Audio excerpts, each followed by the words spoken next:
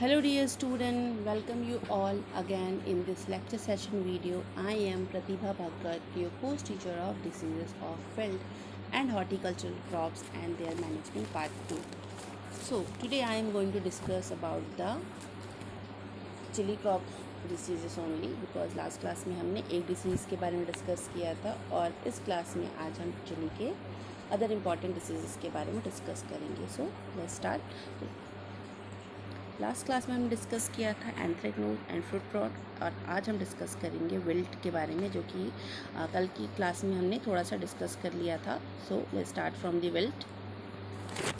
जैसे कि विल्ट बहुत ही सीवियर डिसीज़ है चिलीज़ में एंड चिली का जो प्लांट होता है इस डिसीज़ के लिए बहुत ही ससेप्टेबल होता है एंड यह फंगल चिली के जितने भी फंगल डिसीज़ हैं उन सभी में यह मोस्ट डिवास्टेटिंग डिसीज़ है क्योंकि अगर एक बार यह फील्ड में आ गया तो हमेशा ये जो डिसीज़ है वो जो इल्ड को हमेशा उसमें क्या होगा एनुअली उसमें लोस्ट जो फील्ड में इल्ड का रिडक्शन है वो बढ़ता जाएगा. जो इल्ड होती है वो लोअर होती जाती है क्योंकि यह सॉइल बॉर्न फंगस है. So let's start from the symptoms. जैसे कि ये डिसीज़ है प्लांट में पहले इसमें जो इनिशियल सिम्टम्स होते हैं वो स्टार्टिंग येलो कलर में स्टार्ट हो जाते हैं यानी कि जो प्लांट में जो पूरा का पूरा प्लांट है जो लीव्स होते हैं उनमें स्लाइट येलोइंग फॉलिएज में देखने को मिलती है एंड धीरे धीरे जो ऊपर की लीफ होती है उनमें ड्राइंग होने लगती है यानी कि वो सूखने लगते हैं. और जैसे जैसे इस डिसीज़ में प्रोग्रेस होने लगता है वैसे वैसे पूरा का पूरा क्या होता है जो परमानेंटली फील्ड में विल्टिंग के सिम्टम्स स्टार्ट हो जाते हैं. सो अदर क्रॉप्स में जैसा विल्टिंग में क्या होता था प्लांट इनिशियल में ग्रीन दिखता था एंड उसी ग्रीन कंडीशन में ही वो मुरझा जाते थे एंड मुरझाने के बाद उनमें विल्टिंग मतलब वो पूरी तरह से ड्राई हो जाते थे. बट इसका सेम चिली की कंडीशन में भी क्या स्टार्टिंग में यह जो प्लांट होगा वो ग्रीन ही दिखाई देगा और ग्रीन कलर में ही ये सूख जाते हैं. सूखने के बाद उसमें इनिशियली स्लाइट येलोइंग होने लगती है पूरे फॉलिएज में और ऊपर की लीव्स में विल्टिंग आने लगती है. फिर पूरा का पूरा प्लांट धीरे धीरे विल्टिंग का सिम्टम्स प्रोड्यूस करने लगता है और कुछ ही देखते कुछ ही दिनों में पूरा का पूरा प्लांट क्या होता है उनमें लीफ तो डिफॉलिएट नहीं होती बट पूरा का पूरा प्लांट क्या होता है सूख जाता है और मर जाता है जिससे प्रोडक्शन भी लॉस हो जाता है. और अगर यह फ्रूट प्रोडक्शन से पहले हो गया अगर ये डिसीज़ फील्ड में आ गई तो ऑब्वियसली फ्रूट प्रोडक्शन होगा ही नहीं. और इवन फ्रूट प्रोडक्शन हो भी जाए तो जो डिसीज़ होगी वो क्या होगा फ्रूट को भी मैच्योर होने नहीं देगा. उनमें भी विल्टिंग यानी कि जो फ्रूट्स होंगे वो सूख जाएंगे और इस तरह के फ्रूट आपके पैथोजन से इन्फेक्टेड रहते हैं. सो ये था इस डिसीज़ का सिम्टम्स. नेक्स्ट है pathogen. So mainly Fusarium oxysporum f species capsici different types की स्पोर प्रोड्यूस करते हैं जैसे कि मैक्रोकोनिडिया माइक्रोकोनिडिया एंड क्लाइमेडोस्पोर जो कि एसेक्सुअल स्पोर होते हैं. पहले हम देखते हैं इसके हाइफी. इस पैथोजन का जो हाइफी होता है वह सेप्टेड होता है और मोर या लेस ब्रांच्ड रहता है यानी कि बहुत ही या तो ज़्यादा होगा या तो कम मात्रा में इसकी ब्रांचिंग देखी जाती है. इसके अलावा जो माइक्रोकोनिडिया होते हैं देख सकते हैं ये जो डी एंड ई है ये माइक्रोकोनिडिया है. जो structure D and E these are microconidia. So microconidia जो होते हैं ये शिकल शेप के होते हैं एंड स्ट्रेट होते हैं. किसी में यह या तो ये स्ट्रेट होंगे या तो शिकल शेप के होंगे एंड इनमें जो सेप्टेशन होता है इनमें भी 3 to 5 सेप्टेशन पाया जाता है. एंड देन माइक्रोकोनिडिया होते हैं फ्यूजॉइड और इनकी जो वॉल होती हैं वह थिन होती हैं. साथ ही साथ यह इनका जो मिडिल पार्ट है वो वाइड होता है एंड दोनों एंड क्या होते हैं पॉइंटेड होते हैं जैसे कि आप इमेज बी में देख सकते हैं क्या मिडिल का पार्ट थोड़ा चौड़ा है एंड टॉप का एंड का जो पोर्शन है वो पॉइंटेड होगा और यह भी सेप्टेड होता है. सो इस तरह से इस पैथोजन में इसका स्ट्रक्चर होता है. साथ ही साथ ये मोनोफिलाइट भी प्रोड्यूस करती है जो कि इस स्ट्रक्चर में आप देख सकते हैं कि इसका मोनोफिलाइट क्या है. यह भी स्मॉल ओवल शेप के स्पोर प्रोड्यूस कर रहा है and the first one is ये क्लाइमेडोस्पोर है जो कि एक राउंड स्ट्रक्चर में प्रोड्यूस हो रहा है. सो ये था इस डिसीज़ का पैथोजन. नेक्स्ट है डिसीज़ साइकिल। जैसे कि मैंने पहले ही बताया, यह एक क्या है, विल्ट एक सॉइल बॉर्न डिसीज़ होता है। जो प्राइमरी इन्फेक्शन है वो स्टार्ट होता है क्लामिडोस्पोर का। ये क्लामिडोस्पोर सॉइल्स में बहुत ही लंबे समय के लिए क्या होते हैं, परसिस्टेंट रहते हैं सॉइल में, यानी कि यह जो सुप्ता अवस्था में डोर्मेंट स्टेज में चले जाते हैं, जिससे ये सॉइल में काफ़ी लंबे समय तक सर्वाइव कर सकते हैं, परसिस्टेंस कर सकते हैं। तो इसीलिए जो प्राइमरी इन्फेक्शन आ रहा है वो क्लामिडोस्पोर्स के द्वारा ही आ रहा है। देन सेकेंडरी इन्फेक्शन पुनीडिया द्वारा डिस्पर्स हो रहा है। ये माइक्रो एंड माइक्रोपुनीडिया दोनों ही हो सकते हैं, जो कि डिसेमिनेट हो रहे हैं या तो विंड के द्वारा या फिर ग्राउंड वाटर के द्वारा, या फिर हम कंटामिनेटेड सॉइल के मूवमेंट के द्वारा, या फिर इक्विपमेंट के द्वारा। जो हम फील्ड में जिस तरह के इंटरकल्चर ऑपरेशन के लिए जो इक्विपमेंट्स हम यूज़ कर रहे हैं, उन इक्विपमेंट्स के थ्रू ये डिसीज़ फील्ड में बहुत ही ईजिली मूवमेंट कर सकता है और फील्ड में डिसीज़ का डेसिमिनेशन कर रहा है। साथ ही साथ विंड भी, एयर में भी माइक्रोपुनीडिया एंड माइक्रोपुनीडिया दोनों ही डिस्पर्स हो सकते हैं ग्राउंड वाटर में, ग्राउंड वाटर के थ्रू या फिर इरिगेशन वाटर या फिर रेन स्प्लैश के थ्रू भी इनका मूवमेंट हो सकता है, जिससे जो हेल्दी फील्ड है या फिर हेल्दी प्लांट है वह इन्फेक्शन उसमें स्टार्ट हो सकता है। तो ये था इस डिसीज़ का primary and secondary infection. Then next है इसका फेवरेबल कंडीशन, कि इस डिसीज़ के लिए, इस पैथोजन के लिए कौन से वो फेवरेबल कंडीशन है जिसमें पैथोजन बहुत ही जल्दी और फास्टली ग्रो कर पाएंगे। इस डिसीज़, इस पैथोजन यानी कि फ्यूजेरियम के लिए जो ऑप्टिमम ग्रोथ का जो टेम्परेचर होता है वह होता है 25 to 28 डिग्री सेल्सियस, यानी कि 25 to 28 डिग्री सेल्सियस में फ्यूजेरियम है, बहुत ही इसका एक ऑप्टिमम ग्रोथ टेम्परेचर है, जबकि इसका मैक्सिमम ग्रोथ वो 28 डिग्री सेल्सियस में देखा गया है अब तक। यानी कि 25 to 28 दोनों के बीच का टेम्परेचर इस डिसीज़ के, इस पैथोजन के ग्रोथ के लिए फेवरेबल है, बट 28 क्या है, सबसे ज़्यादा इसमें ग्रोथ देखा गया है इस टेम्परेचर पे। इसके अलावा ये जो पैथोजन है वह 33 डिग्री सेल्सियस पे इनिबीट हो जाते हैं, and dry weather condition and excessive soil moisture भी इस डिसीज़ के डेवलपमेंट में हेल्प करते हैं। तो यह था इस डिसीज़ के लिए फेवरेबल कंडीशन। नेक्स्ट है मैनेजमेंट। इसमें इस डिसीज़ के यानी कि विल्ट के मैनेजमेंट के लिए हम डिफरेंट प्रैक्टिसेस का यूज़ कर सकते हैं, जिसमें cultural and chemical and bio control agents हम तीनों का ही यूज़ कर सकते हैं। As a resistant variety Musalwadi, Arka Lohit, Pusa Jwala, Pant C2 and Jawahar 218, इन पाँचों वैरायटी का यूज़ फील्ड में किया जा सकता है। अगर हम पाँचों वैरायटी का यूज़ कर सकते हैं तो ये फील्ड में एज अ रेसिस्टेंट वैरायटी जो हमारे प्लांट हैं, जो फार्मर के जो प्लांट होंगे उनको इन्फेक्ट होने से बचाएगा। नेक्स्ट है फील्ड सैनिटेशन। जैसे कि ये फील्ड में, सॉइल में, प्लांट एवरेज में से क्लाइमेटोस्पोर सर्वाइव कर सकते हैं, तो हमें field time to time sanitation करते रहना चाहिए, या फिर किसी पर्टिकुलर जोन में हमें फील्ड में किसी पर्टिकुलर लाइन में अगर हमें चिली की रोज़ में अगर हमको इन्फेक्टेड, कुछ रैंडम इन्फेक्टेड प्लांट दिख रहे हैं तो हमें उन्हें फ़ौरन ही उन्हें रिमूव कर देना चाहिए, ताकि वो और इन्फेक्शन ना फैला सकें। इसके अलावा डीप प्लाविंग, यानी कि डीप प्लाविंग हमें डीप प्लाविंग इसलिए करना है ताकि हम उसे लाइट के सामने एक्सपोज कर सकें, और उसमें जो क्लाइमेटोस्पोर प्रेजेंट है सॉइल में वो क्या हो, हाई टेम्परेचर में वो उनकी डेथ हो जाए, यानी कि हाई टेम्परेचर पे वो इनएक्टिव हो जाए। तो इस तरह से डीप प्लाविंग की फील्ड में करना बहुत ही इंपॉर्टेंट है। इसके अलावा सॉइल में बॉडेक्स मिक्सचर 1% बॉडेक्स मिक्सचर की ड्रेंचिंग की जा सकती है, या फिर सीड ट्रीटमेंट में 4 ग्राम ट्राइकोडर्मा विरिडी, और या फिर as a bio control agent हम ट्राइकोडर्मा विरिडी का यूज़ कर सकते हैं, जिसका अमाउंट रहेगा 4 gram per kg of seed, and as a chemical carbendazim का यूज़ कर सकते हैं, जिसका अमाउंट रहेगा 2 ग्राम पर केजी ऑफ सीड, जो कि दोनों ही बहुत ही इफ़ेक्टिव हैं इस डिसीज़ को कंट्रोल करने के लिए।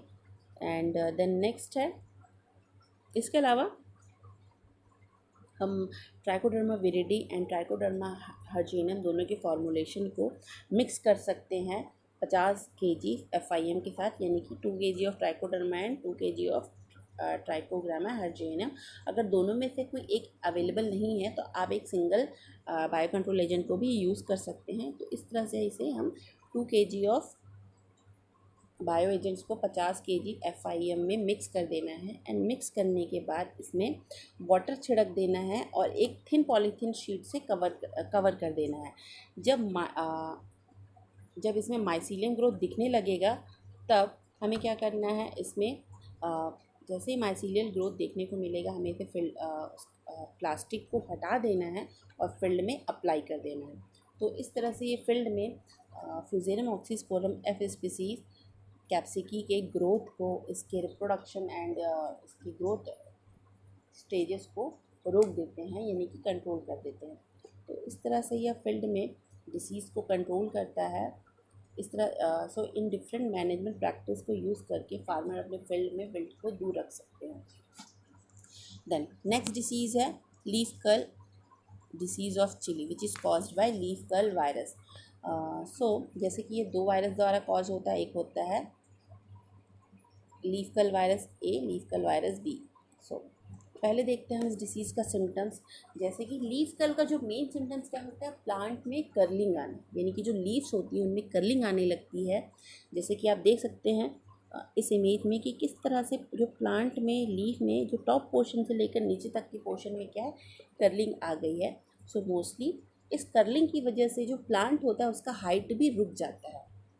कर्लिंग कैसे आएगी, जो लीव्स होती है, जैसे इमेज में आप देख सकते हैं कि जो लीव्स होती है अपर साइड पे ही वो क्या होती है, साइड तरफ किनारों की तरफ से अपनी मार्जिन की तरफ से मुड़ने लगता है और अंदर की तरफ से वो है ना, वो अंदर की तरफ से यानी कि डाउनवर्ड्स की तरफ वो रोल करने ऊपर की तरफ अपवर्ड्स की तरफ वो रोल करने लगते हैं। और धीरे धीरे प्लांट में क्या होती है, उसमें रिंकल्स आने लगते हैं, उनमें झुर्रियाँ बनने लगती हैं और जो लीव्स होता है उनका साइज़ जो है वो उनका साइज़ स्मॉल होने लगता है। केवल लीफ की साइज ही नहीं स्मॉल होती, इसमें जो प्लांट का इंटरनोड्स होते हैं, ब्रांचेस होती हैं, ये सारी इनमें क्या शॉर्टनिंग आने लगती है, यानी कि स्टंट होने लगता है, जिसके कारण ये एक ब्रूम की तरह अपीयरेंस दिखने लगता है। और ये विचेस ब्रूम की तरह अपीयर तभी होगा जब डिसीज़ जो प्लांट है वो डिसीज़ के द्वारा यानी कि पैथोजन के द्वारा बहुत ही ज़्यादा सीवियरली इन्फेक्टेड हो जाएगा। अगर ये सीवियरली इन्फेक्टेड हो जाता है तो पूरा का पूरा प्लांट एक विचेस ब्रूम अपीयरेंस में शो होने लगता है। इसके अलावा जो लीफ होती है वह पेल येलो कलर में शो होती है या फिर ये डार्क ग्रीन कलर में ही रिमेन रहती है।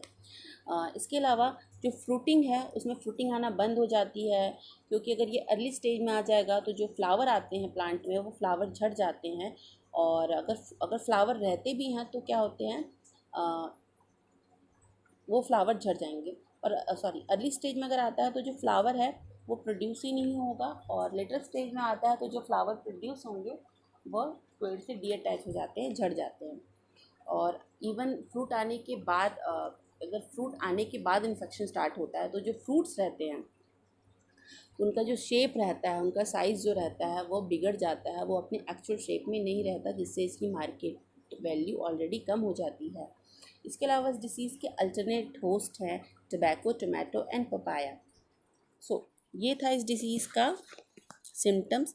नेक्स्ट है इसका पैथोजन। यह डिसीज़ कॉज होता है चिली लीफ कर्ल वायरस यानी कि CLCV के द्वारा, जो कि begomo virus and family Geminiviridae से बिलोंग करता है। एंड यह जो वायरस होता है, इनके जो न्यूक्लियोटाइड रहते हैं वो उनमें DNA रहते हैं, सिंगल स्टैंड DNA, यानी कि ये SSDNA इनमें मॉलिक्यूल प्रेजेंट रहते हैं। और यह सिंगल स्टैंड DNA है जिनका साइज़ होता है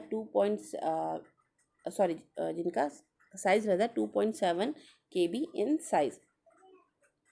इसके अलावा वायरस आइसोमेट्रिक पार्टिकल्स भी आइसोमेट्रिक पार्टिकल्स, इनका जो शेप रहता है वो आइसोमेट्रिक पार्टिकल्स रहते हैं वायरस का। एंड जो इनका मैक्सिमम साइज़ रहता है वो 18 से 20 नैनोमीटर इन डाया होता है, जबकि DNA का साइज़ कितना था, 2.7 KB इन साइज। तो ये था वायरस के पैथोजन के इटियोलॉजी। एंड नेक्स्ट है हमारा डिसीज़ साइकिल।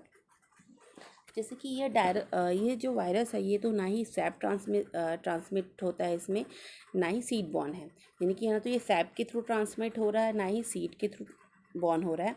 ये एक्चुअली ट्रांसमिट होता है एक वेक्टर के थ्रू। इस डिसीज़ को ट्रांसमिट होने के लिए वेक्टर की आवश्यकता होती है, जो कि होता है बेमेशिया टैबेसी यानी कि वाइट फ्लाई।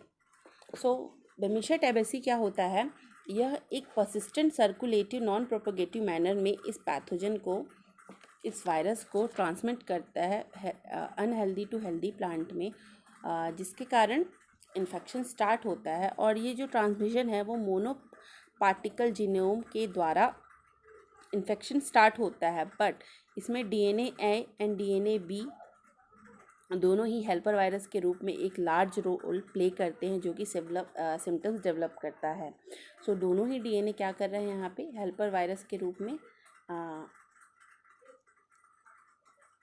हेल्प करते हैं डिसीज़ को सर्कुलेट करने में और उसके सिम्टम डेवलप करने में। इसके अलावा जो फेवरेबल कंडीशन है इस डिसीज़ के लिए वह है high humidity, mild temperature and low wind speed. ये था इस डिसीज़ का डिसीज़ साइकिल। नेक्स्ट है मैनेजमेंट। सो इस डिसीज़ को मैनेज करने के लिए हम डिफरेंट टेक्टिक्स का यूज़ कर सकते हैं, लाइक फील्ड सैनिटेशन, ये इन्फेक्टेड फील्ड अगर हमें इसके अलावा रॉगिंग, यानी कि जो इन्फेक्टेड प्लांट हमें फील्ड में अगर दिखाई देते हैं तो हमें फील्ड से रिमूव कर देना चाहिए। एंड नाइट्रोजन फर्टिलाइज़र का ऑप्टिमम यूज़ करना चाहिए, क्योंकि अगर हम नाइट्रोजन फर्टिलाइज़र ज़्यादा डालते हैं तो बेमेसिया टबेसी बहुत ही ईजिली फील्ड में अट्रैक्ट हो जाती है। तो इसीलिए नाइट्रोजन फर्टिलाइज़र का यूज़ उतना ही करना चाहिए जितनी आवश्यकता है। इसके अलावा अल्टरनेट होस्ट को हमें फील्ड में नहीं रहने देना चाहिए, उन्हें फील्ड से रिमूव कर देना चाहिए, या फिर एक ही तरह के होस्ट को हमें फील्ड में नहीं लगाना चाहिए। सो इसके अलावा हम बेमेसिया टबेसी को कंट्रोल करने के लिए केमिकल्स का यूज़ कर सकते हैं, जैसे कि कार्बोफ्यूरॉन 3 ग्राम @ 4 to 5 kg पर एकड़ in main field to control aphids and other insect vector.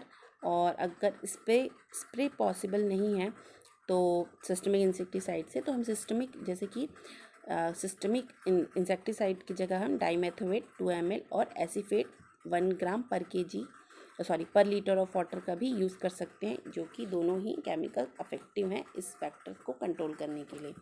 जो कि अगर हमें कार्बोफ्यूरॉन अवेलेबल नहीं है फील्ड में तो ही हम मार्केट में या फिर हमारे आसपास के एरिया में, तो अभी हम डाइमेथोएट और एसीफेट का यूज़ कर सकते हैं। अदरवाइज़ हम जैसी भी अवेलेबिलिटी हो उसके हिसाब से हम इन तीनों केमिकल्स का यूज़ कर सकते हैं। तो ये था डिसीजेस ऑफ चिली, जो कि आज के लेक्चर में ख़त्म हो जाता है। नेक्स्ट लेक्चर में हम किसी दूसरे डिसीज़ के बारे में, दूसरे क्रॉप के डिसीजेस के बारे में डिस्कस करेंगे। तो आज के लिए इतना ही। Thank you. Stay safe.